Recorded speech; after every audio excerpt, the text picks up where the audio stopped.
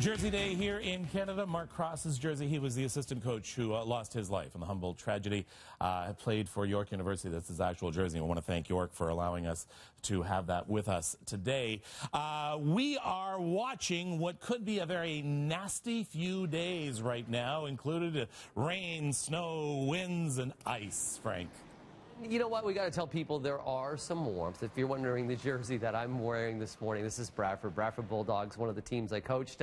Actually, my hometown, a team that I used to play for as well. Let's take a look what we got in the city of Toronto this morning as we take a look down towards City Hall at Nathan Phillips Square on a day where we're going to expect some fairly interesting conditions. So first off, I want to tell you, and I just had a tweet out of Caledon. There is some icy areas in Caledon right now, not related to any rain. It's related to some fog that we saw earlier on, so a little bit of freezing fog. But as well, I want to let the North GTA know that between the hours of 7 and 9 a.m., we have a pretty good risk of some freezing rain. And as well, the higher elevations over through Orangeville into places like Caledon, that's the area I'm most concerned about. Anywhere south of the 401, I'm thinking this is just a rain event. Warm. I told you just with Kevin, we do have some warmth today. Daytime high of 15 degrees. It's going to be short-lived. It's going to drop. I'm going to show you that in just a second.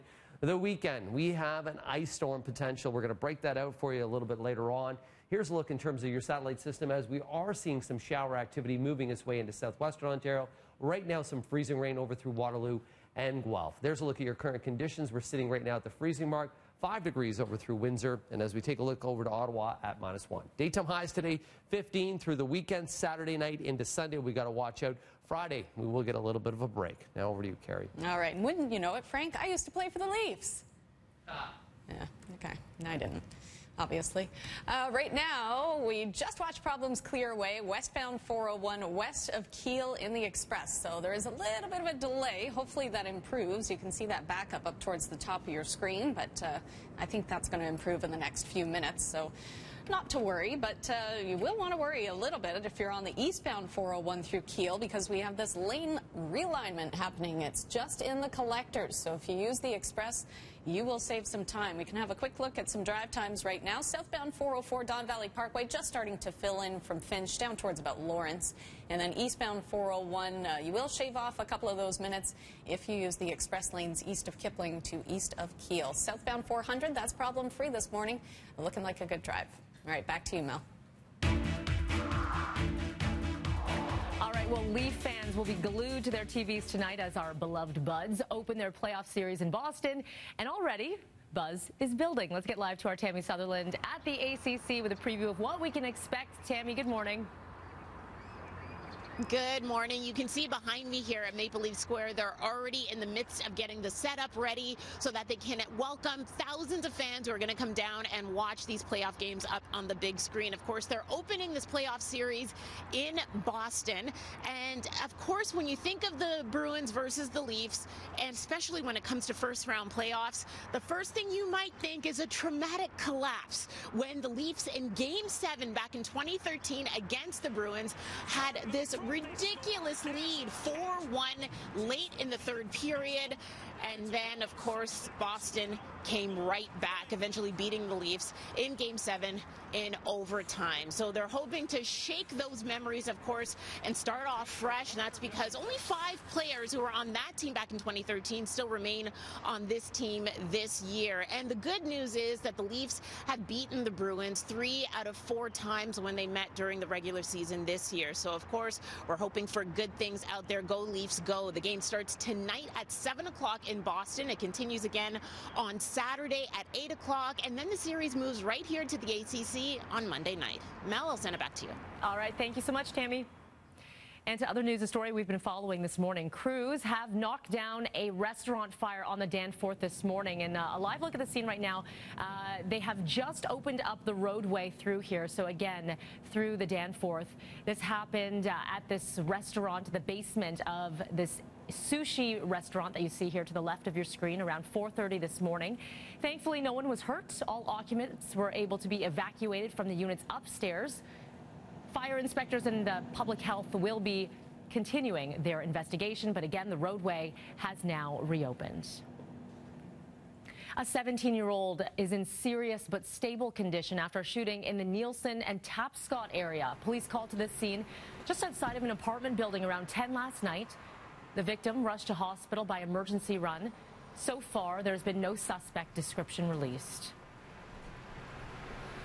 A 7th murder charge has been laid against alleged serial killer Bruce MacArthur, the 66-year-old landscaper making a court appearance yesterday, charged with the murder of Abdul Basir Faizi. The married father of 2 went missing back in December of 2010. His remains were among the 7 found in planters taken by police from a Mallory Crescent home in Leaside. 5 sets of remains have now been identified. At a news conference, police said they are still trying to identify another man. Now, the lead detective in the case also says they've extended this investigation. A lot of unanswered questions in the community, why and what happened, and all those sort of issues and concerns people face. So this is nice to know that, that this person has been identified. We know that they did die, and we can start some version of closure as we move forward with the community. As mentioned, homicide detectives extending the investigation to 15 cold cases dating back to the 70s. They're going to be searching 75 properties linked to Bruce MacArthur. The suspect will be back in court later this month. Another life has been claimed by the Humboldt bus crash. The Broncos athletic therapist and only woman on board has died in hospital. Her name, Dana Bronze. She was 24 years old.